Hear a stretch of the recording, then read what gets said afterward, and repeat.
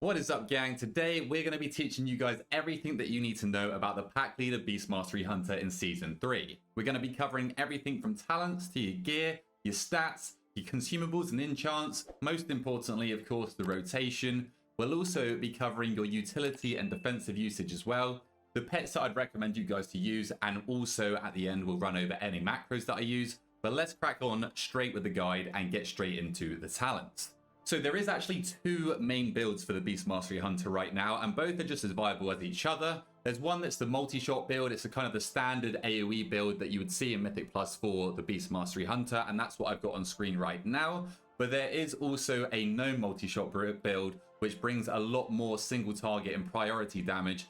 Still does very respectable AoE damage, but we'll do a deeper dive into that later once we get into the spec-specific side of the talent. But for now, we'll touch on the class side of the talents and any changes that we can make here, because there are actually quite a few. Now, first off, what you'll probably see is that we are taking misdirection. Now, this is not normal for a Beast Mastery Hunter, because it's only our actual damage ourselves that actually gets misdirected to what is probably going to be your tank, and it's not actually your pet. So the majority of your damage isn't getting redirected, and that's why it was never worth taking misdirection in the first place. That changes going into Season 3 because of our tier set, our Stampede damage, which is a big old portion of our overall damage. That actually counts as our damage, so that does get misdirected back to the tank, and that can help out with gathering pools, or even just help out with that aggro that you might generate off of Rip if you do send a Stampede. That being said though, it's not a necessity. You don't have to take that, so you can actually drop this point and you can plug this into pretty much anywhere you want. We're super flexible in the class tree. You can also even get rid of Kodo Tranquilizer if you don't want it. This basically just removes an additional magic effect from up to 2 nearby targets. If you're in Halls of Atonement or Soleil's Gambit, I recommend swapping this out for the Devil Sword Tranquilizer, because enrages are much more common in there. So you might need a quicker tranquilizing shot to get rid of those enrage buffs that the mobs put on themselves. But if you don't need any of this, then you can also take the point out of there. Now, other options I'd recommend are maybe Tard Trap as an AoE slow to help your tank kite any mobs if he's feeling like he's about to die. You could take Trailblazer for some increased movement speed. You could take Scrappy, but I'd probably just recommend taking Territorial Instincts instead, so that you can get a 10-second cooldown reduction on your Intimidation, which is your single target stun. But as you can see, there's lots of points to play around with here. So what I kind of default to is one in Kodo Tranquilizer and one in Misdirection. There is also another talent point here in Emergency Salve that you can swap out. Now, this is pretty much mandatory inside your Arakara City of Echoes dungeon, because you want to be using this Emergency Salve to get rid of the poison debuff that the Engorged Crawlers apply to you at the start. That can stack up and get really scary, and your healer's already strapped for dispels anyway, because they're so frequently going out. So you want to be feign deathing to get rid of that debuff as much as you can. You can also use it on the Cultivated Poisons boss mechanic from the last boss in Arakara. Just beware that you don't use your feign death next to anyone and get them killed by the waves that get sent out once you're dispelled. And then I believe you can also get some use or value out of Emergency Salve inside the Dawnbreaker on the last boss, Rashinan, with the Erosive Spray debuff that he applies to you, because I'm pretty sure that is also a poison. But outside of that, I don't think there's any other use cases in Season 3 for Emergency Salve. So again, that is kind of a free talent point outside of those dungeons, and you can plug that into Territorial Instincts, Trailblazer, whatever it is you kind of fancy, okay? But that's kind of what we're locking in for the class side of the talents. So let's now move on to the hero talents now, and talk about some of the more notable talents in this tree that actually affect your gameplay. So every so often, your kill command is going to spawn a pack leader beast. Now, it will summon one of the 3 that you see on screen here, which is a wyvern, a boar, and a bear, and it will cycle through these. And I would definitely recommend getting a weak aura to track which one you're going to spawn next, because some are more important than others. Now, the reason that I said every so often the kill command spawns it is because it says every 30 seconds here your next kill command is going to spawn a beast. But dire summons means that your kill commands and also your cobra shots are going to reduce the cooldown of your Howl of the Pack Leader, so it's much more frequently than every 30 seconds. Your bear is by far and away the most impactful spawn in terms of damage. It's going to leap into the pack of enemies or leap into the boss and apply a 10-second bleed to up to 8 nearby enemies, and this deals a lot of damage. The bear also does a lot of priority damage from its melee attacks as well, so this by far and away is the spawn or the summon that you want to keep track of and not waste. So if you see that your bear is your next spawn off of your next kill command and the pack's about to die, what you're probably going to want to do is save that kill command, even if it means you can't press it for like 5 to 10 seconds, so that you can go into the next pack and get the full duration of that bleed onto the next pack and start off that next pack strong, right? The boar is going to charge through and deal damage to up to 8 nearby enemies, but it's also going to mean that if your boar strikes an additional target, it's going to increase the damage of your next Cobra shot by 25% and also make it strike 1 additional target, stacking up to 4 times. So it can cause your Cobra shot to hit a total of 5 targets and also deal 100% increased damage as long as it's hitting 4 targets, right? Because you're going to get 1 of these stacks for every single mob that your boar hits, and it can hit up to 8 nearby enemies. So in an AoE setting, it's going to max out this Hog Strider proc, which you're then going to consume by using a Cobra shot, and that's just going to deal increased damage and also cleave on other targets. The final beast that you can spawn is the Wyvern, and this is going to increase the damage of you and your pets by 10% for 15 seconds, and this can be extended whenever you press kill command. That's going to extend it by up to an additional 10 seconds. So that is kind of how this hero talent and hero spec plays. When you go into your Bestial Wrath, you get this lead from the front buff, which grants you Howl of the Pack Leader. So immediately your next kill command is going to spawn one of these 3 beasts, but it's also going to increase the damage of basically all of your pets for 12 seconds. Now quickly, while we're talking about lead from the front, I want to touch on your tier set. So your 4 set is going to mean that summoning a beast, so consuming your Howl of the Pack Leader when you're affected by lead from the front, will trigger a Stampede, which will deal a tremendous amount of damage. So I just kind of wanted to touch on that. We'll cover this more in depth later and talk about how we can get like the most out of this tier set, because there are ways to min-max it. But I just wanted to touch on that while we're talking about lead from the front, because that makes this capstone even more impactful. So that's kind of how the pack leader tree plays into your rotation. But I also want to touch on shell cover. Now this is a bit of defensive, extra defensive utility for the pack leader. Basically, whenever you drop below 60% health, you're going to take 15% reduced damage for 10 seconds. And this is increased by up to a 35% damage reduction dependent on the health that you're missing. So a huge damage reduction here happens very passively. You're going to go below 60% health a lot. So over the course of a key, you're going to actually take considerably less damage because of this talent. But just remember that this can only occur once every 1.5 minutes. So that's the defensives that you get out of this tree. And then the last thing that I think is worth noting on is the Horsehair Tether, which you're always going to be taking. But when an enemy is stunned by your binding shot, it is then going to be dragged to the binding shot's center. So this just means that whenever you proc your binding shot, the mobs are all going to group up very nicely. And they're going to be able to be cleaved easier and also CC'd easier with AoE crowd control. But why I want to touch on this is because it actually allows you to start using your bursting shot. Normally, I'd never recommend using your bursting shot because it just makes problems worse. You might stop a cast, but it's going to spread out all of the mobs, make it much harder to efficiently cleave them down, but also efficiently AoE crowd control them.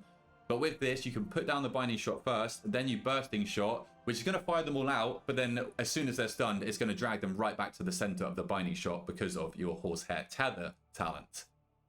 So that is everything pack leader covered. Now let's move over to the beast mastery side of things. Like I said earlier, this is the multi-shot build, and at the end I'll swap out some talents and we can do a deeper dive into the no multi-shot build. But this build that you see on screen right now is much more AoE damage at the cost of some single target, but you're still going to do some decent single target. So while we're talking about multi-shot, let's touch on it. So we've got multi-shot, which we're going to want to use because that's going to activate our beast cleave for 6 seconds. Which basically just means that your pets deal AoE damage around them. But also with a kill cleave talent, whenever you press kill command with your beast cleave active, it's also going to make your kill command cleave for 80% of that damage onto all of the mobs around it. It does deal slightly reduced damage beyond 8 targets, but think of this as basically uncapped AoE damage, and these talents right here are the bread and butter for your AoE.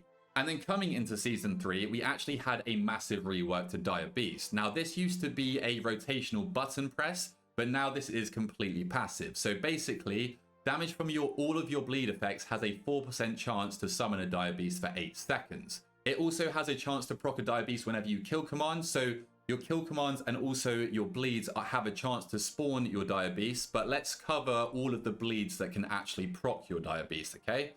So we've got Laceration. When your pet's attacks critically strike, they cause the target to bleed for 8% of the damage dealt over the next 6 seconds. So we've got one bleed here, Barb Shot, another bleed.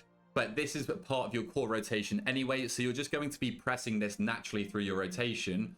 But a way that you can min-max this even further is if you're spreading out your Barb Shots, because that means that there's going to be more bleeds ticking at one time, which is then going to give you an increased chance to summon your Dire Beast, right? If you're just sending all the same Barb Shots into the same target, it's just going to overwrite it, and your bleeds are going to be ticking less, so then you're not going to get as much damage because you're not going to be spawning as much Dire Beasts. We also play Bloodshed now in Mythic Plus, which is super nice for priority damage. This is a 1-minute cooldown that does a large amount of bleed damage over 12 seconds, but this also has an increased chance to spawn a Dire Beast. So you want to be sending this as much as you can to proc even more of these Dire Beasts, because the more Dire Beasts that we summon, every 12 Dire Beasts that we summon will summon a Fenrir, which is going to apply another bleed for 8 seconds. So that is another way that we're going to be able to proc our Dire Beast from spawning. So that's 1, 2, 3, 4 bleeds that we've got so far, multiple bleeds from your Barb Shot. And then finally, like we talked about earlier, the bear that you spawn from Howl of the Pack Leader also applies a 10-second bleed, which also has a chance to proc your Dire Beast.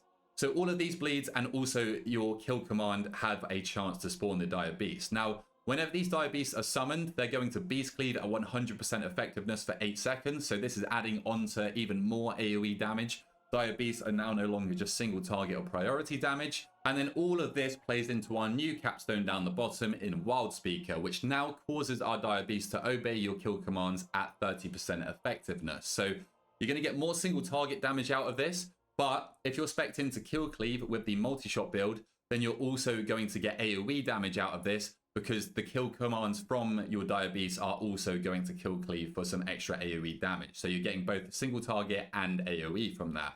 Also, with this talent, Bestial Wrath is now going to send your Dire Beast into a rage, which also increases their damage by 15% for 15 seconds. So a super nice new capstone. And although I do miss the button press from Dire Beast, I do like the fact that it is kind of like emphasizing the bleeds, and there is ways to like min-max with spreading Barb Shots and stuff like that. So Bestial Wrath, like we've quickly touched on, is our main cooldown. It's not even really a cooldown because it is constantly reduced by 12 seconds whenever we're pressing Barb Shot, which is a key part of our rotation, and we are always pressing that. And then whenever we're inside our Bestial Wrath, we're going to deal 35% increased critical strike damage through our Piercing Fangs talent. When we're inside our Bestial Wrath as well, we're also going to get even more damage from lead from the front, as I talked about in the hero talents earlier. And then that is also going to tie into our tier set and allow us to trigger a Stampede, which is going to be a big source of our overall damage. So that is the multi-shot build covered. Like I mentioned, this is more of a focus on your AoE damage. But if you do want to play the no multi-shot build instead, what you're going to do is remove Kill Cleave, Beast Cleave, and also multi-shot.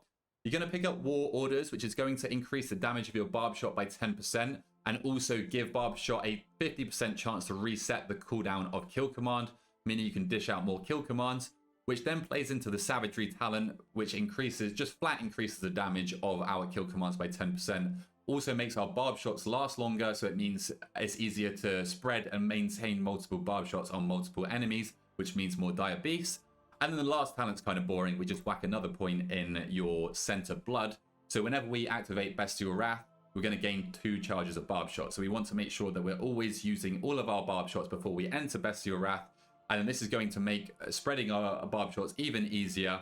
And that's going to, again, mean more bleeds, more single target damage from more Barb Shots as well. But more bleeds means more Dire Beasts, means more just overall damage. And that's kind of what this whole system plays around. The no multi-shot build does rely a lot more on your Stampedes from your tier set to deal its AoE damage, but you also do get your AoE damage from like your Dire Cleave, for example here, your Stomp as well, and also just spreading out your Barb Shots as well. So those are the two main builds for Mythic Plus. Again, like I mentioned, they are both very, very viable. You're probably going to see this no multi-shot build in higher keys where priority mobs are much more of a priority, and it actually speeds up the key to have more efficient and more potent single target damage, because you're going to get bosses down quicker and you don't lose that much AoE from it anyway. But in lower keys, or if you just want to do bigger overalls, then this standard multi-shot build would be your go-to. So let's now move over to stats then. So by far and away, your most desirable stat is going to be weapon DPS. Now this directly translates to your pet's damage. So that is why your biggest upgrade is always going to be getting your hands on the highest item level weapon, And then you do have a slightly different secondary stat priority depending on if you're going for single target or if you're going for AoE. Regardless of the situation, your best secondary stat is going to be haste. And then on single target, mastery and critical strike are of the same value. But in AoE, your critical strike is going to be slightly higher value than your mastery. So in single target, it's going to go haste, mastery, and crit. And then on AoE, it's going to go haste, crit, then mastery. And then lastly, our least desired secondary stat is going to be versatility. So while we're still talking about stats, I'll quickly touch on the Reshii Wraps and what to gem your cloak with. So you'll want to put the pure chronomatic fiber into that for the extra haste, as haste is always going to be our most valuable secondary stat. And then we'll quickly touch on the delve belt as well. You'll basically be playing with the delve belt until 11.2.5 when I think it's getting a nerf. But you'll play the delve belt with the static charge enchantment. That's going to give you some extra versatility, which is going to beef up your defensiveness. And you're not going to lose out on any like output or DPS by taking static charge over the other enchants that you could go for with the delve belt. So whack a static charge in there, fully upgrade it, and sit on that until probably 11.2.5. Let's talk about enchants then. So on your weapon, you're going to want to go with the Storm Rider's Fury. On your cloak, you'll go with the Chant of Winged Grace. On your chest, you'll get some main stat from your Crystalline Radiance. On your braces, you'll go with more avoidance from the Chant of Armored Avoidance. On your legs, more main stat in the Stormbound Armor Kit. On your boots, you'll rock with Defender's March. And then for your rings, you'll go with the Radiant Haste enchant. Then let's quickly cover the consumables that you'll be using as a BM Hunter. So your flask is always going to be the Flask of Alchemical Chaos. Your DPS potion of choice is always going to be the Tempered Potion, and then your healing potion of choice is going to be the new Invigorating Healing Potion. If you can afford a rune, then you'll go with the Ethereal Augment rune. For your weapon buff, you'll go with Algari Mana Oil. For your food, you'll go with the Beladar's Bounty. And then for your gems, you'll want to rock with one Culminating Blasphemite. Then you'll want one of each gem type to max out that crit effect. And then you'll fill the remaining of your gems with a Masterful Emerald. Let's talk about crafting now then. So as mentioned in the stat priority section of this guide, your most important stat is weapon DPS. So your early BIS is likely to be the POW X2, and you'll want to put an Ascension embellishment on that because weapon DPS is your most important stat. Now, if you do get lucky in the vault and get a myth track weapon very early on, or if you're raiding Mythic and you get it from the first couple of bosses, I can't remember which one drops it, then you'll want to go with two crafted off pieces, likely going to be your wrists and your gloves, and you'll want to put a Dawn Thread embellishment on them for the extra crit effect. This is also your long-term BIS, so down the line, if you did craft the gun, then you're going to want to recraft your embellishments to make sure that you've got two double Dawn Thread linings once you've got a myth track weapon later down the season. However, I do appreciate that your gloves are a tier slot, and if you can't swap out your tier into another slot, then you might just be stuck and not be able to craft your Dawn Thread lining embellishment in that slot. So instead of crafting wrists and gloves with a Dawn Thread lining embellishment, you'd probably craft something like your wrists and your feet if you can't get the feet from the raid that buffs up your cloak. Unfortunately, this season we can't craft on a cloak and put the Dawn Thread lining embellishment on that because we got the Reshii Wraps. So just find an off piece of gear that you can put the Dawn Threaded Lightning embellishment on, but your best crafts are going to be the gloves and your wrists. Let's move on to trinkets then. Now, as a Beast Mastery Hunter, we're all very aware that we don't have a big impactful cooldown. We've got our Bestial Wrath, but that's always coming up, and it's not like a beefy 2-minute cooldown. So for that reason, we don't actually need to use an on-use trinket to beef up that bursty cooldown window. So instead, what we're probably going to want to do in Mythic Plus is just play with two of our best passive trinkets. Now, our best trinkets for the Beast Mastery Hunter is going to be the Astral Antenna and also the Arakara Sackbrood. Both of these are very potent passive trinkets. Your Arakara Sack Brood is going to grant you lots of haste and also main stat. And then the Astral Antenna is going to beef up your crit massively, which is going to benefit our AoE because crit is so important in AoE. The Improvised Sephorian Pacemaker is also a good pickup if you're not raiding, for example, and you can't get the Astral Antenna at a decent item level. So keep that in mind. That's just going to be some extra crit for you. But if you do want a burstier 2-minute damage profile, then the Araz Ritual Forge from the raid is also a great pickup, and you'd want to combine that with the Astral Antenna or the Arakara Sack Brood. So that is pretty much everything covered before we move on to the rotation, which is what you guys are all here for. So what we're first going to do is we're going to start off with some general tips for the Beast Mastery Hunter. So my main general tip for you guys is to always keep up and maintain 3 stacks of your Frenzy buff. This is going to increase your pet's attack speed, and if you don't maintain this at 3 stacks or get this to 3 stacks, you are going to lose a hell of a lot of damage. Now, this is activated and maintained whenever you cast Barb Shot, so sometimes you may need to purposefully delay your Barb Shot to allow you to keep that uptime of Frenzy, because that is more important than like spreading out your Barb Shots or just getting out that extra Barb Shot damage. So sometimes you do actually need to purposefully sit on this. The next general tip that I want to give you guys is to always maintain your Beast Cleave in AoE if you're playing the multi-shot build. This is the bread and butter of your AoE, and it's going to account for the large majority of your AoE damage. So make sure that you are multi-shotting every 6 seconds, if not sooner, and just make sure that you always have this Beast Cleave buff if you're in an AoE scenario. The third general tip is to never overcap on Kill Command or Barb Shot. Now, sometimes due to procs or priorities, this is pretty much impossible and you're going to overcap for 1 or 2 seconds. But one of your main aims inside your rotation is to just never overcap on these 2 abilities. Now, this is probably going to happen passively anyway, because as we know, there's not a whole lot to be pressing inside the Beast Mastery's rotation as it is anyway. So most of your damage is coming from your Kill Command and your Barb Shot, so you're going to want to be pressing those, but that is the reason that you never want to overcap on these, because you are losing out on the main like sources of your damage. And then my final general tip, which I'm probably going to contradict myself in a minute, but I think this is a good tip for beginner Beast Mastery hunters, is to send your Bestial Wrath on cooldown. It's not even really considered a cooldown, and that's why I think you should just send it, because it is always getting reduced by your Barb Shot by 12 seconds. So if you're sat on it for a few globals and you've pressed like 2 Barb Shots, you're missing out on 30 seconds of cooldown reduction there. That in turn is going to mean that you're going to lose out on a lot of uses of your Bestial Wrath, and therefore lose out on lots of uptime of Bestial Wrath, which is where the majority of your damage is kind of like centered inside. So as a beginner, and when you're getting to grips with the Beast Mastery Hunter, for the most part, unless a pack's about to die or a boss is about to die, I would recommend to just kind of send Bestial Wrath on cooldown and try and get as much uptime on it as you can, rather than sitting on it for a better time, but losing out on extra uses of it over the course of a run. So that's the general tips covered. Now let's move on to some more advanced tips. So my first advanced tip would be to spread Barb Shots. Now this was the case anyway, and this played into talents like Master Handler, which we're not actually taking this season, but also just spreading Barb Shots deals decent damage by itself anyway. But this season, with the reworks to the talent tree, it is even more important to be spreading your Barb Shots, because your bleeds now spawn your Dire Beasts. So the more Barb Shots that you have out, the more bleeds that are ticking, which means more Dire Beasts, which then means more AoE and also more single target damage. Now the easiest way to do this is with a mouse over macro, so I'll leave that in the paste bin in the description, and we'll also cover my macros later. But that is going to tremendously help out with you just spreading your Barb Shots without actually having to swap your targets.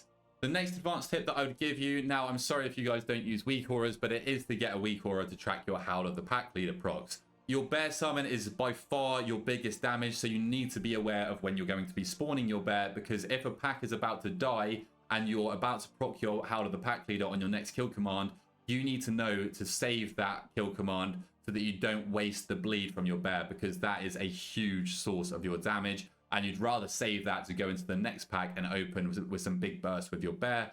And the same goes for bosses and stuff like that, because the bear also does so much priority damage with their melees. So now let's talk about some advanced tips for the tier set, because there are a few here. So whenever we go into our Bestial Wrath, it's going to give us the lead from the front buff, which is then going to cause us to trigger a Stampede, which is going to be one of the biggest sources of our damage over the course of a dungeon run.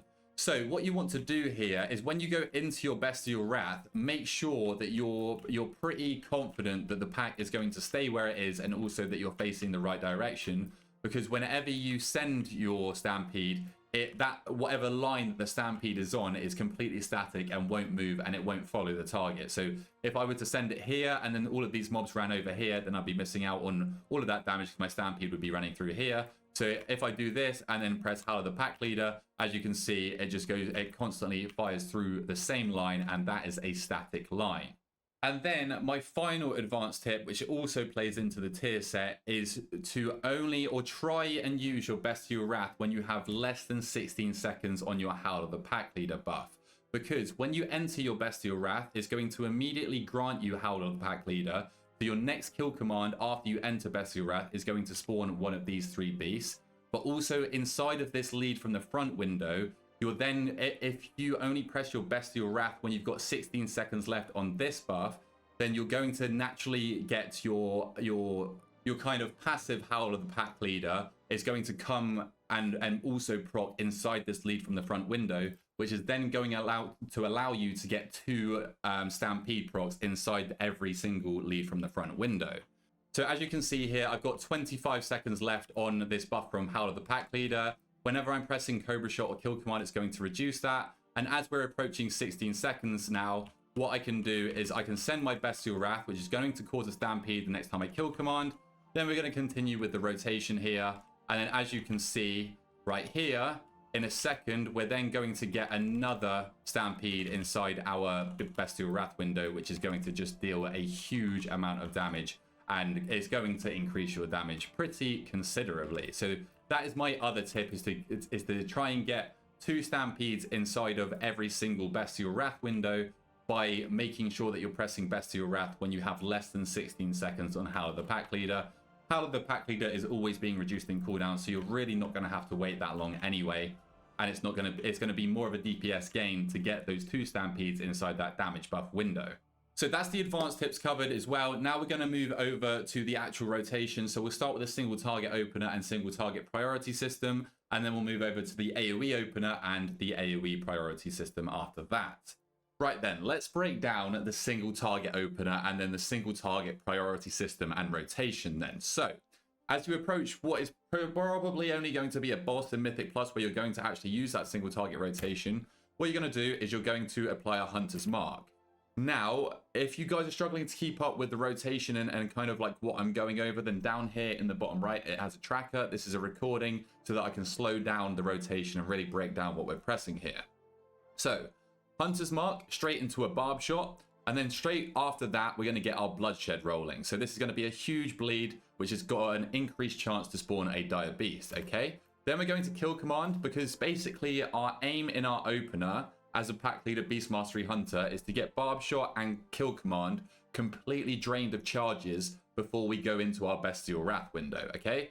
So then we're going to go with a kill command, back into a barb shot, into a kill command, and then we're able to pop our bestial wrath.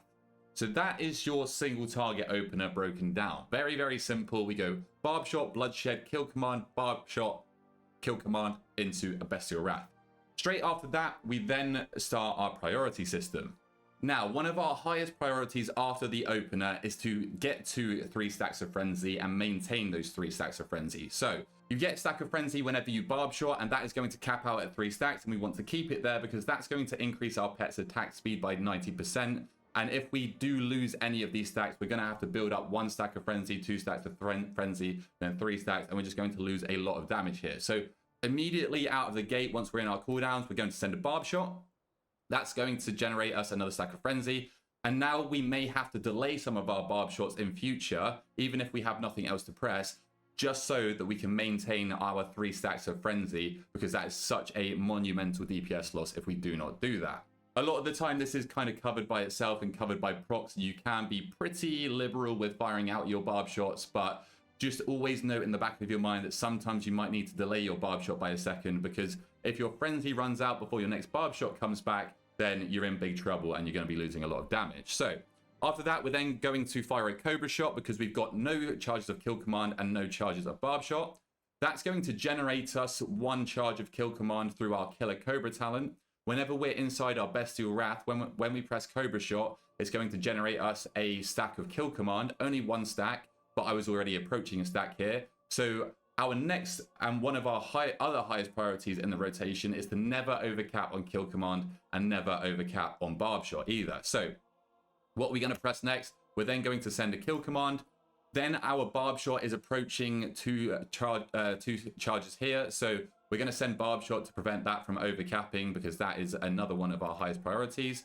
After that, we're then dry of barb shot charges. We've got a lot of time left before we're going to overcap on our kill command. So then we're going to press our Cobra Shot. That's going to again generate us a charge of kill command. So because we're inside our Bestial Wrath, so we're going to send our kill command as our next highest priority.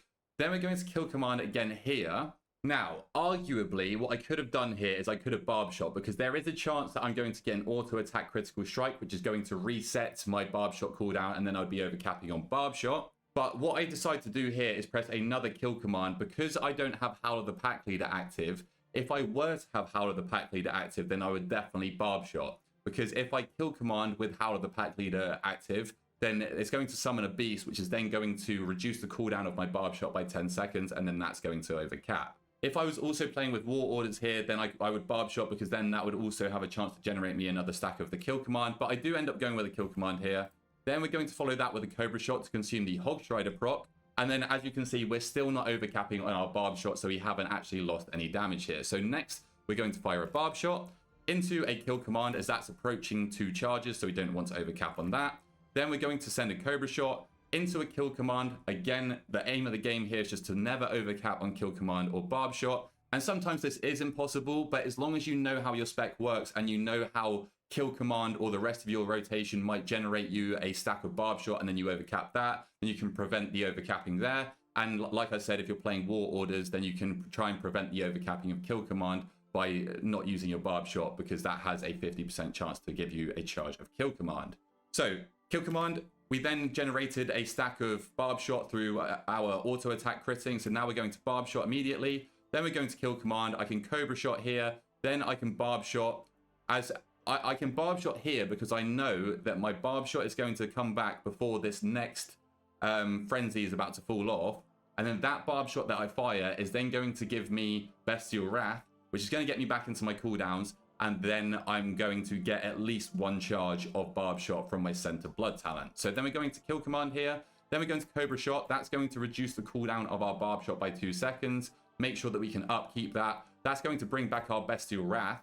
And now here, the highest priority that we have when playing Pack Leader BM is to do with our tier set. So we want to try and only send our Bestial Wrath when we have less than 16 seconds left on our Howl of the Pack Leader buff, which you can see up the top here. Now this is because as we enter our Bestial Wrath, our next kill command is going to grant us Howl of the Pack Leader. So it's going to summon a beast, but because we're in our Bestial Wrath cooldown, we've also got our lead from the front buff active, which is then going to trigger a stampede from our 4 set, from our tier set.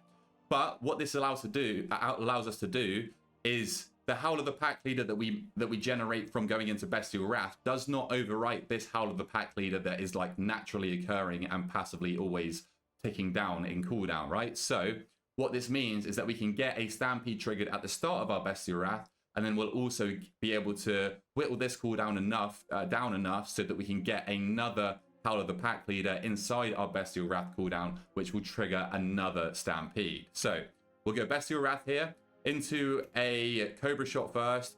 Then we're going to go kill command into barb shot. That kill command there is going to trigger that stampede for us.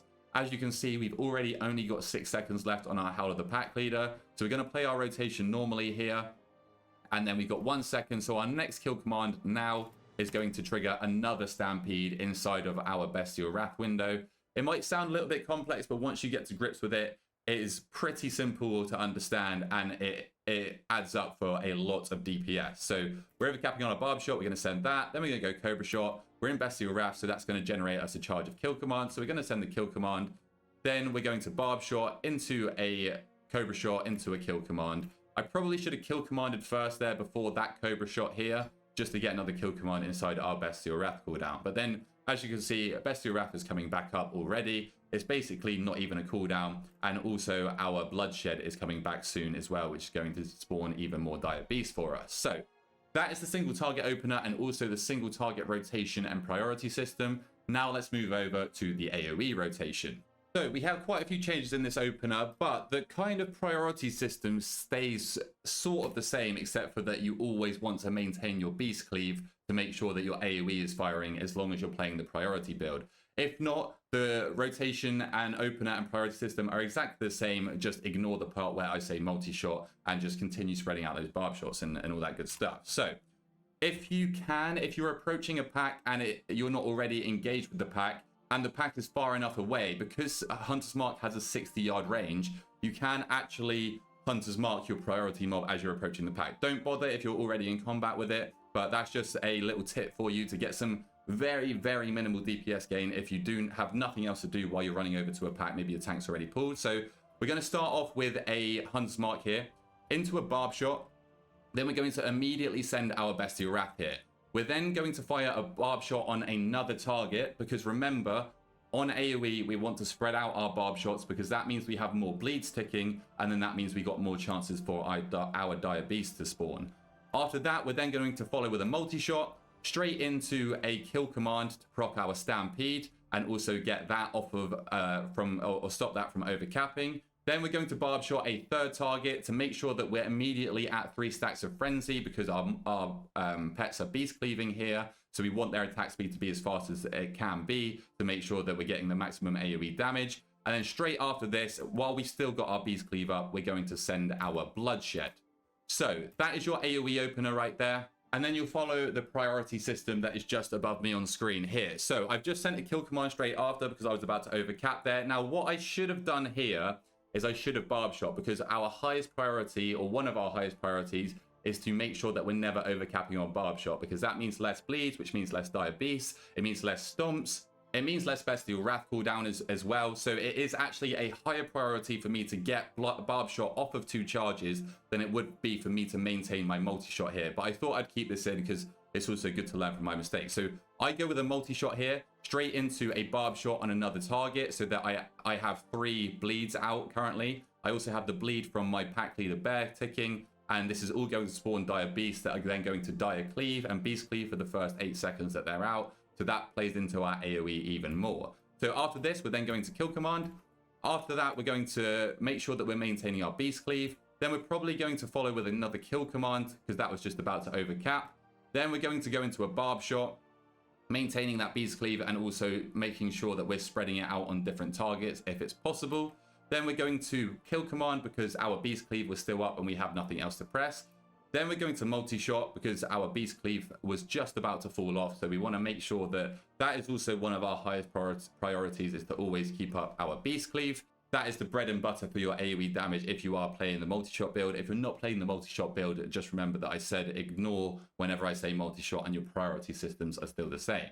So now we've got nothing else to press and we've got quite a lot of focus, so we can actually dump that with a Cobra shot. Ideally, this would have been with a Hog Strider proc, but we haven't cycled through enough Howl of the Pack leaders yet to get that. Then we've got our kill command coming up, and we have Beast Cleave active, so we're going to press kill command. That is going to kill cleave with the kill cleave talent and do extra AoE damage. Then we're going to weave in a multi-shot before we then use our barb shot. This slightly delays the usage of our barb shot so that it means that it's easier to maintain our 3 stacks of frenzy, right? All of these slight delays that you make on firing your barb shot, as long as you're not overcapping, means that your frenzy is much more likely to stay at 3 stacks, okay? So then we've got nothing else to press here, so we press Cobra shot again. I probably could have just pulled focus for a little bit there. And then we got our kill command coming up, so we're going to send that. That's going to proc a Howl of the Pack leader, which is going to spawn the Wyvern this time, so we're going to get 10% extra damage. Because we also spawned a beast from our pack leader, it generated us a charge of our barb shot. But first, so then we sent the barb shot, then we're going to multi-shot, then we're going to go back into cooldowns here. No, I'm not. And why am I not, chat? Because on my Howl of the Pack leader, I don't have less than 16 seconds left. And I want to make sure that I have less than 16 seconds left on my Howl of the Pack leader, so that when I go into my Bestial Wrath and press my next kill command, the Bestial Wrath is going to generate me its own separate Howl of the Pack leader from this buff up here. And when I kill command, that's going to spawn a stampede from my tier set. And then during that same Bestial Wrath, because I have lead from the front active, this Howl of the Pack Leader is going to be constantly ticking down, and it's going to generate me another Howl of the Pack Leader inside my Bestial Wrath cooldown, which then I'm going to kill command, and then that's also going to trigger a stampede in AoE, and you're going to get 2 stampedes inside one Bestial Wrath window, and that should always be your main aim. So we're going to delay slightly here. Remember, every time we're using Cobra Shot or kill command, it's going to reduce the cooldown of our Howl of the Pack Leader. We're going to send Barb Shot here because we're overcapping. We're going to make sure that we are going to send our Bestial Wrath as soon as or pretty much as soon as we can once our Howl of the Pack Leader gets below 16 seconds, because we don't want to be wasting any Bestial Wrath uptime or cooldown usage. So even though I don't have my Beast Cleave active right now, my highest priority, as soon as Howl of the Pack Leader has less than 16 seconds left, is to go into my Bestial Wrath cooldown. Then I'm going to immediately follow and reactivate my Beast Cleave by multi-shotting, and then I want to kill command to make my Stampede trigger and do that big damage that you're seeing right now. Now, as you can see, I'm going to kill command here. That's going to reduce the cooldown of this Howl of the Pack Leader. Then I'm going to go into a multi-shot to maintain my Beast Cleave. Then we're going to Barb Shot, and then my next Howl of the Pack Leader has proc, so my next kill command is going to generate another Stampede. And that is how you're going to get even more damage out of this spec and kind of separate yourself as a good BM player. So that's pretty much the AoE opener and also the AoE rotation.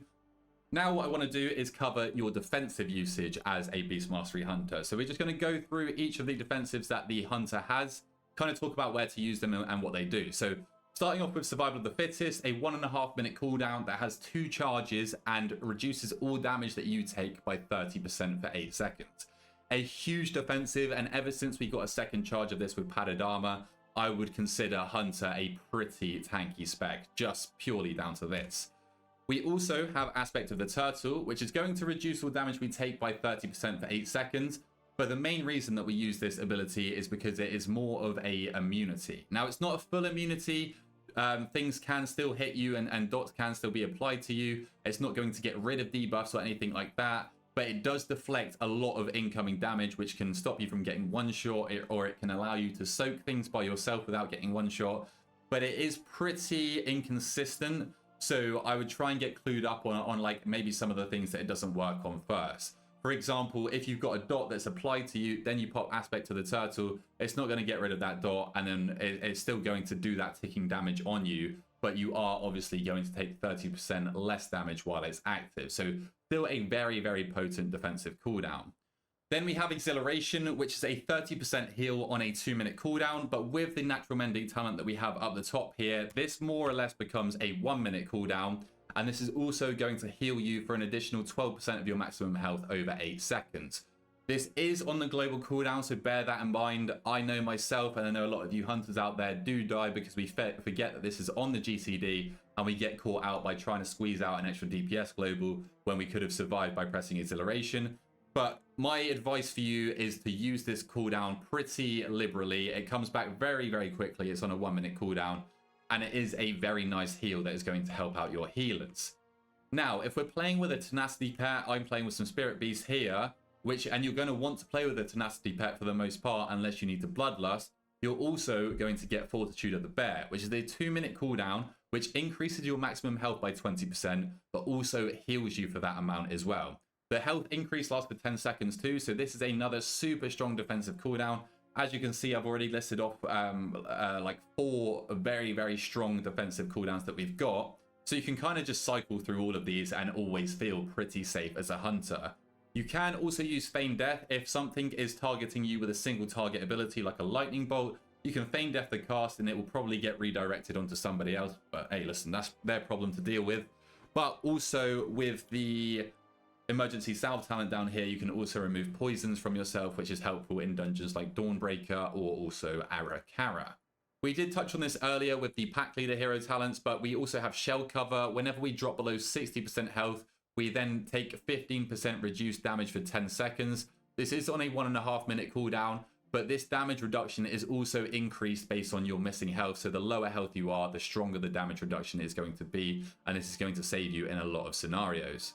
And then the final defensive that I want to talk about, which is not actually a defensive in itself, is Disengage. So the reason that this can be considered as a defensive is because it also clears movement impairing effects. Now there's actually quite a few dots that are applied to you in the game that are also tied to a slow, but because they're under the same spell ID, if you use Disengage to clear the slow, it also clears the dot from you. So just keep that in mind, that if a dot does get applied to you that also slows you, I can't think of an example off the top of my head right now, then try out a Disengage and that might get rid of the dot and then save you having to use another defensive or have your healer having to use a healing cooldown on you.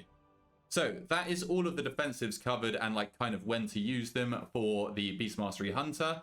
Now let's talk about some of the utility and where to use those. So we have a single target stun on a 1 minute cooldown here with Intimidation. This can be reduced by 10 seconds with Territorial Instincts and can be reduced further with Scrappy. Probably just recommend Territorial Instincts, but super nice 40 yard, I think it is, single target stun for 5 seconds.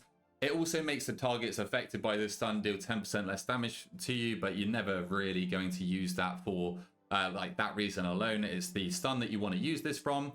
And then we also have an AoE stun in Binding Shot. So this is on a 45-second cooldown, but it's not an on-demand AoE stun. So your tank is either going to need to kite away the mobs so that they get triggered by the Binding Shot by moving more than 5 yards from the arrow, or what you can do is you can combo this with other abilities. So Implosive Trap is an AoE stop that knocks all mobs affected by the trap up into the air. So you can use this as an AoE stop by itself. But if you do place a Binding Shot down first and then place an Implosive Trap, it will knock the enemies inside the Binding Shot further than 5 yards upwards, which will trigger the bind, bring them back down, and they'll all be stunned for 3 seconds, okay? Now you can actually also do this with Bursting Shot as a pack leader Beast Mastery Hunter because of your Horsehair Tether. So Bursting Shot is going to fire an explosion that knocks away all enemies in front of you and scatters them all over the shop. So you ideally wouldn't normally use this to trigger your Binding Shot because it just makes pulls more scuffed, but because of Horsehair Tether, when an enemy is stunned by the Binding Shot, they then are recentered to the Binding Shot's location. So you'd fire the Binding Shot, you'd fire the Bursting Shot, it would spread all the mobs out, but as they're stunned, it would it would automatically recenter them to the middle, and then you can efficiently cleave them down and efficiently CC them. So that is the AoE CC covered. Now let's talk about Freezing Trap, which can actually be used as a single target stop. Now it is very finicky and it's very niche, but if you're accurate with your Freezing Traps, you can use it in a pinch to stop a mob from casting. If you just place it at its feet, it does have a slight travel time, but it can also be used as a single target stop. It can also be used to CC mobs that are kind of just sat out of the group casting, and you've got no way of getting them in. Think the sharpshooters inside Priority of the Sacred Flame. If you don't have a DK to grip them in and you're not actually doing any efficient damage on them outside of the pack, then you can just Freezing Trap them to prevent the damage that they're doing, and you're not even going to lose out on any time because you're not damaging them anyway, right? Now what you can also do is you can Freezing Trap mobs to skip them. If there's a singular mob by itself, let's pretend that this one on the right is by itself. If you're a hunter, what I'd recommend you do is you Freezing Trap the mob. Now you're going to run past and you're going to get in combat first with this mob. Now it's going to be by itself, so it's going to aggro onto you and nothing else is going to aggro onto you. You're going to be fine. Then what you're going to do is have your whole group run past with you, and they're going to get far enough away, and you're also going to get far enough away, and they won't have got in combat with the mob because it's focused on you. Once everybody's through and at a safe location, then you can feign death. Make sure that your pets feign death as well. I mean, that's not always the case, but it's always better to be safe, right?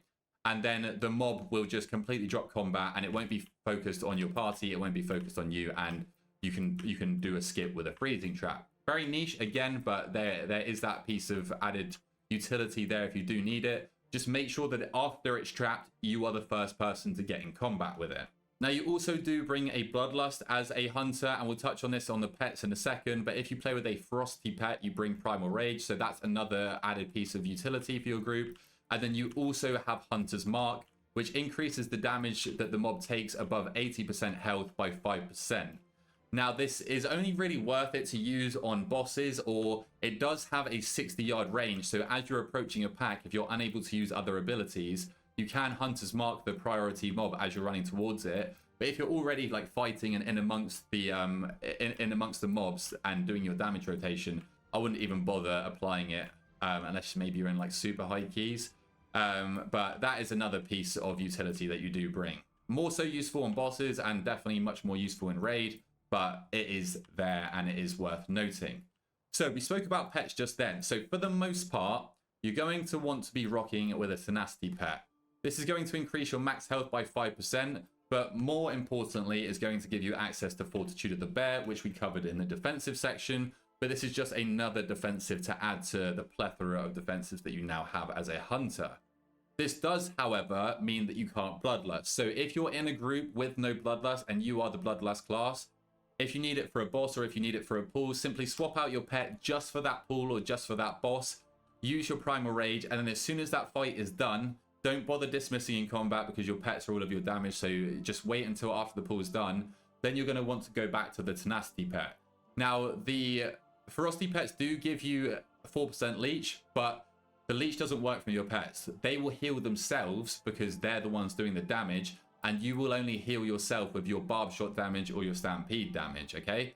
So it's just much more beneficial to be rocking with a tenacity pet and have that access to that on-demand defensive that is going to save you in so many scenarios. There's been a lot of scenarios where I've had to get my pet out to lust and then just ended up dying because I lacked one extra defensive, and Fortitude of the Bear would save me. It's a huge defensive. Now, in terms of what pets are the best, all pets DPS are generalized and they are all normalized, I guess, and they all do the same amounts of damage. However, there are Akiri pets, which I think you can find in City of Threads and other places, I'm sure, as well. And they have a 30% baseline movement speed buff. So that actually does technically increase their DPS because they're able to close gaps quicker, they're able to follow mobs easier, and they're able to just start doing their damage more quickly than another pet that wouldn't have a 30% damage, 30% movement speed buff, right? The other option that you could technically class as a DPS increase are Stonehounds. They have a ability called Eternal Guardian, which is on an 8-minute cooldown, but it will instantly resurrect them from the dead. So if you're prone to getting a bit trigger happy and you see your pets dying a lot because you start damaging the mobs before your tank gets aggro, or they just die in general, then this could actually be considered a DPS increase, because instead of having to do the 2.5-second cast of Revive Pet and lose all that focus, you can just use Eternal Guardian. I'd hope that your pet wasn't dying more than once every 8 minutes, and you can get them straight back up into the fight and get your damage rotation going again. Okay, because you're gonna, obviously all of our damage is from our pets, so you're gonna lose a lot of damage if they are dead on the floor. That's pets covered as well. Let's finally talk about macros. So I have an MD macro, which I don't normally use for BM, so I don't normally use MD on it, but I just paste the tank's name in here, and I'll leave all of these macros in the description. Now, this is a very slight DPS increase, so let me show you it from here, actually. So basically, what this is going to do is cause my main abilities to also trigger my pet's basic attack, because there is a very slight delay on the pet's basic attack. So if you're getting more out of them by attaching it to like your main rotational abilities, you are going to get a very, very, very minimal DPS increase. I'm not sure why that is the case, but that just is the case. Then tied to my barb shot, I also have a mouse over macro, so that I can, if I'm targeting this mob, I can barb shot that mob, but then if I'm still targeting this mob and I want to barb shot this mob to spread out my barb shots, I can just hover over it and I don't actually have to swap my target, and I can still continue to damage my main target, right? So that's also attached to my barb shot, and that's what I mentioned earlier. Then for my single target CC, I have at focus macros, so that is for my kick, which is there, and also my intimidation. And then for anything that I have to place on the floor, I have at cursor macros. So that stops the green swirly coming up, and instead will just place my freezing trap wherever my macro or wherever my cursor already is. And the same with like my binding shot here, for example. I'm pretty just kind of on it. I kind of know where my cursor is, and I don't want to have to like press the green swirly on the floor, because sometimes that messes up my like movement or whatever, right? Same goes for implosive trap here. And then the final thing is feign death. Now, I don't know if this is necessarily a good macro. It doesn't even look like I'm using it, but this causes me to also make my pets feign death whenever I press feign death, so that if I feign death and the mobs then turn to my pets, they feign death so that everything is dropped from combat and it doesn't mess up like a skip that we're trying to do or something like that. So that is everything covered for the Pack Leader Beast Mastery Hunter in Season 3. Now, if you guys did enjoy this guide and it did help you or a friend out, then please feel free to drop a like down below. Leave a comment on what DPS guide you would like to see next, because I am trying to get out DPS guides for every single DPS this season. Subscribe to your boy while you're down there so you don't miss out on those. And until next time, I'll catch you guys later.